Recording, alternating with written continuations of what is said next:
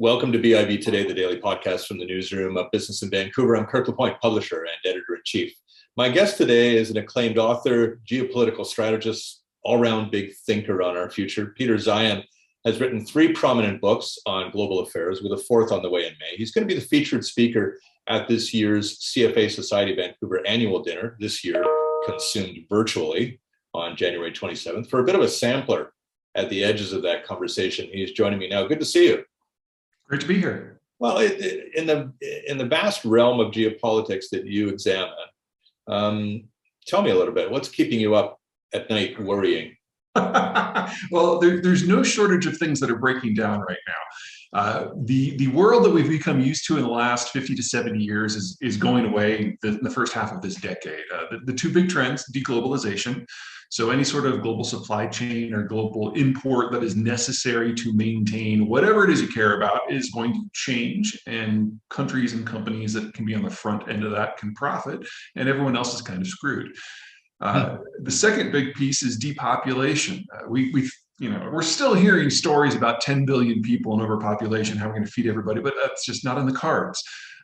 With industrialization and urbanization over the last 70 years, family sizes have gotten smaller and smaller and smaller, to the point that in most of the world, we're already below replacement levels, including in most of the developing world. And in the 2020s is when we have a huge mass of people, the baby boomers, the last big generation that were born in the advanced world, move into retirement.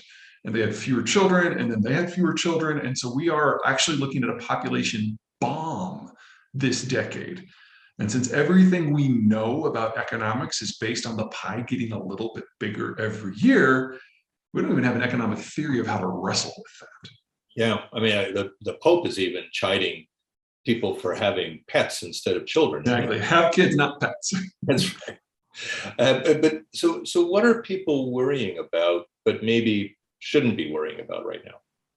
Well, I would argue that most people are at least now starting to realize that there's some bigger issues. They might be worried about the tip of the iceberg rather than the iceberg, but I still see this as a plus. So a couple great examples.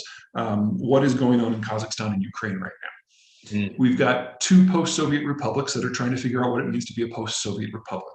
Ukraine is going in the direction of democracy, to which the Russians say niet, and the Kazakhs are going in direction of full totalitarianism, which the Russians think are great, and they've already deployed troops. That impacts uranium, oil, natural gas, wheat, corn, metals. That hits the base supply lines for a lot of materials upon which a lot of countries in the wider world, especially in East Asia, depend. So we're seeing these depopulation and deglobalization trends breaking down the security parameters in multiple parts of the world. And every time a supply chain or an input comes out of these zones, it is then threatened.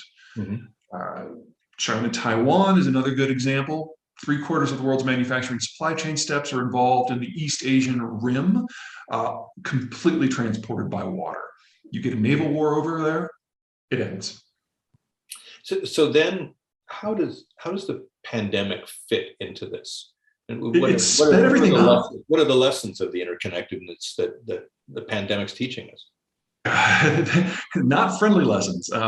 What the pandemic has really done is speed up everything. So what was supposed to, wrong phraseology, what was probably going to unfold over the next 10 to 15 years is now unfolding in like a 5 to 6 year period, of which we're already 2 years into. We originally faced a populism, a trade, a labor opposition to free trade. And we saw that in Donald Trump, and we're seeing that in Joe Biden. We now have a national security and a health opposition to international dependencies. And so you're seeing huge efforts in Europe and North America to reshore as much of their industrial plant from East Asia as they can. So that's kind of piece 1. Piece 2 is China itself. China's devolved into a full cult of personality. There's one person at the top, Chairman Xi, who makes the decisions, and he has literally shot the messenger who has brought him bad news so many times that nobody wants to bring him accurate information anymore. So here we've got a country where their financial system is broken beyond repair. We've got a country where the demographic inversion is happening so rapidly that we now think, according to Chinese data, that their population actually peaked 15 years ago. Yeah. And we're just well into the population collapse. Mm-hmm. But Xi can't get information to make decisions. On top of that, the Chinese vaccine for COVID functionally doesn't work, especially versus Delta and Omicron. So the only tool they have in their toolbox to maintain national legitimacy for the Communist Party is health now, and that means lockdowns. That's their only tool. So China is no longer seeing participation in global supply chains as something that guarantees legitimacy for the party. All that's left is lockdowns. And in that sort of environment, anyone who is still dependent upon Chinese manufacturing is about to get hosed. Wow. Yeah. America seems to have a distinct and a clear strategy about China. Canada, as you know, is a bit stuck on this issue.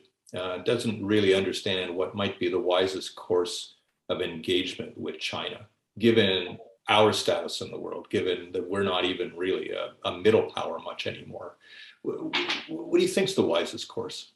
Well, first of all, thank you for saying about the United States. I disagree. The idea that there's a clear and concise policy out of Washington on anything right now is kind of a reach. Thank you. Okay. Well, let me say comparably clearer. Fair enough. Yeah. There are a lot of things about the Trudeau administration that I think are a little quirky. This isn't one of them. Now, the thing to remember about the relationship between Canada and the wider world is it's a subset of the relationship between Canada and the United States and then the Canadian provinces among themselves. Yeah. Canada didn't have its first internal free trade agreement among the provinces until 2 years ago. I mean, you want to talk about late on the stick. And then the Canadians have always tried to get as many exemptions to American trade law as possible because they don't want to be, in bed with the elephant when it rolls over. I get it. But what that means is that Canada has deliberately broken up trade relationships among itself and with its largest trading partner in order to maintain a degree of political independence. I get it. But it means that Canada can never achieve an economy of scale. Mm-hmm. And in that environment, we saw the mass deindustrialization of China over the course of the last 50 years, which meant that if China was going to retain a position of relevance and affluence, and it can't do it in manufacturing, it has to do it as connective tissue. And so whether it's St. John's or Vancouver, Canada absorbs huge amounts of imports from the wider world and then distributes them in North America. There's value add. I don't mean to suggest that there's not. But Canada is not a manufacturing power. Canada is a manufacturing appendage to other manufacturing powers. In a globalized system where the pie gets bigger, that works. We're not in that world anymore. So if you break down global supply chains, those super ports that you have on the Atlantic and Pacific fringes suddenly have a lot less business, whereas the Americans and the Mexicans get down to the big business of building out their manufacturing system internally. And if Canada doesn't change their policy very quickly, they're simply going to be left out. I've seen some interest in the new book that you've got coming in May, and its argument around the arrival, I guess, and the need for a kind of a greater self-reliance. Are we as a country here, do you think, in the right track on that one? Oh, well, absolutely not. The Trudeau administration right now should be working on manufacturing across the provinces, should be breaking down the barriers among the provinces. And that means, among other things, that the prairie provinces have to be allowed, encouraged to do more themselves. And since the prairie provinces, demographically speaking, are the youngest and are paying the most into Canada in order to support the aging populations in Eastern Canada, that's politically, that's a non-starter in Ottawa.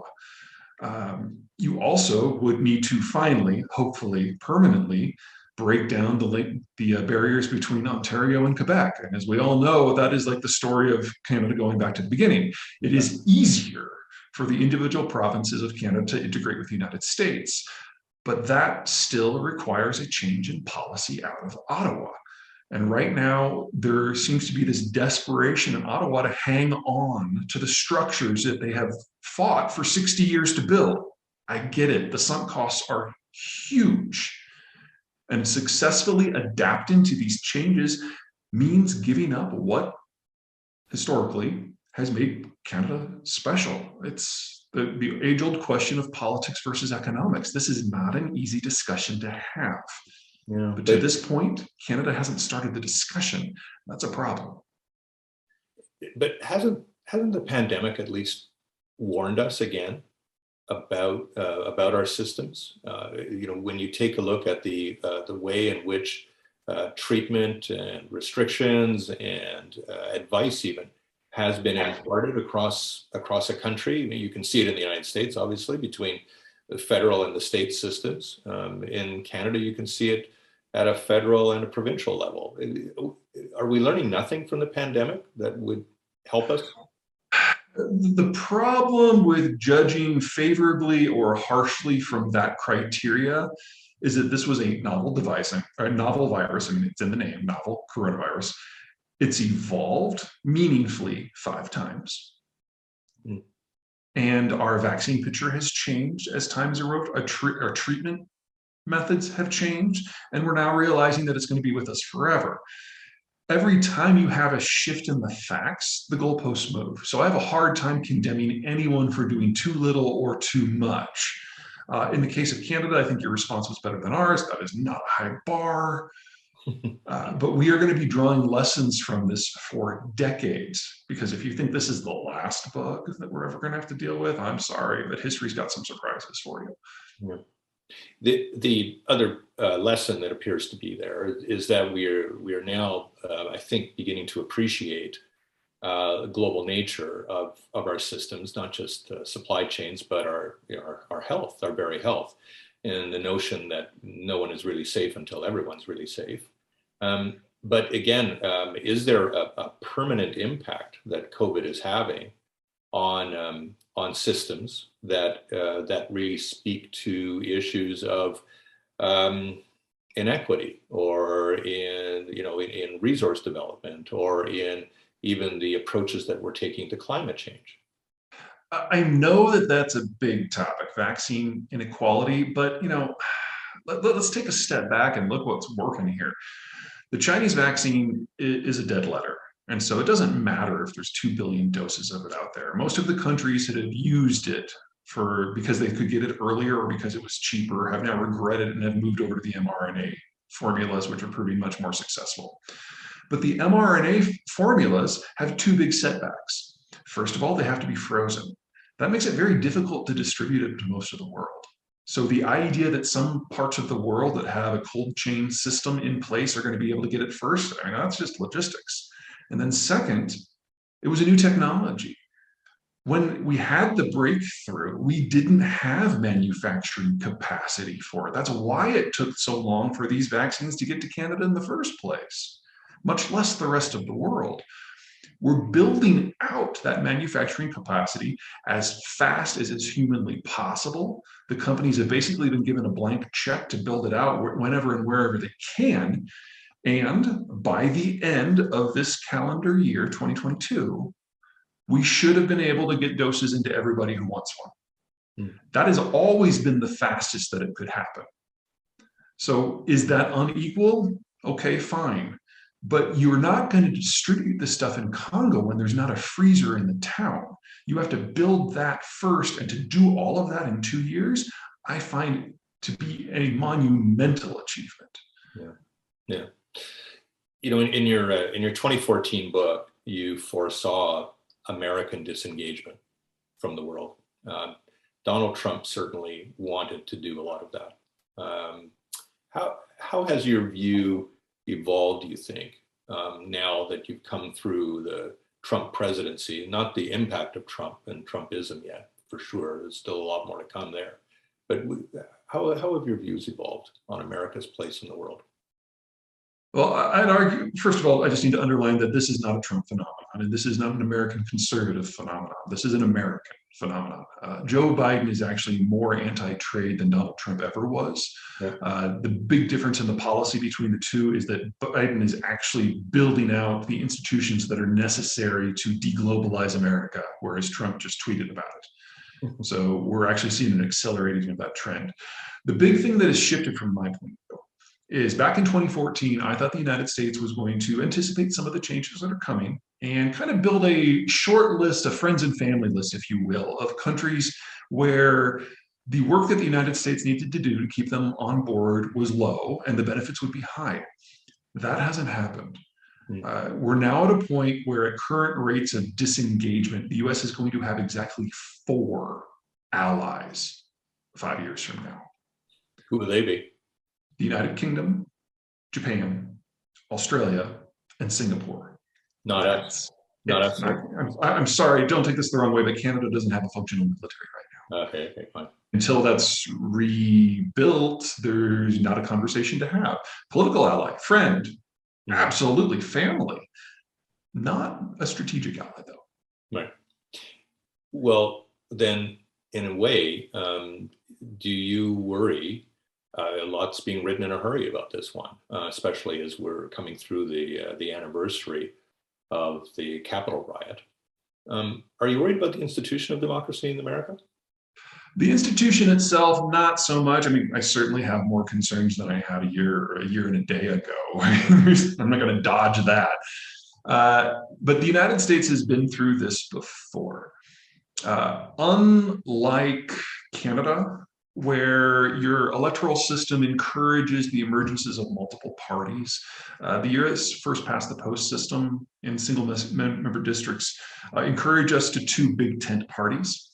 And that means that factions that might be able to form a group like the Greens or the NDP just don't exist here independently. They have to be under a broader umbrella.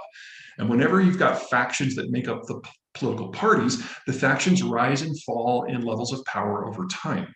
And from time to time, geopolitical forces, demographic forces, economic forces, technological change encourage some of those factions to become dominant and others to wither away. This combination of factors has culminated in 6 different political evolutions across the breadth of American history, where new parties have formed and old parties have died. And the factions jump from party to party from time to time. The last time we went through this, we had the Great Depression and World War II. Back then, big business used to all be Democrats, and the African American community were all Republicans. But events shifted, and the parties moved around, and the factions moved around until they settled into the format that we're now more familiar with. We are now going through our 7th transition. At the moment, the business community, the fiscal conservatives, and the military community have been ejected from the Republican coalition. But organized labor has left the Democratic coalition. The Hispanics are in play. And we don't know where this is going to shake out. Now, historically speaking, in the United States, this transition is a 5 to 12-year process. We're already in year 6. So it makes sense that we're starting to see kind of some of the edges about what this might finally settle at, but we're not there yet. We're going to need at least another presidential cycle. Do you think Donald Trump will be the president again?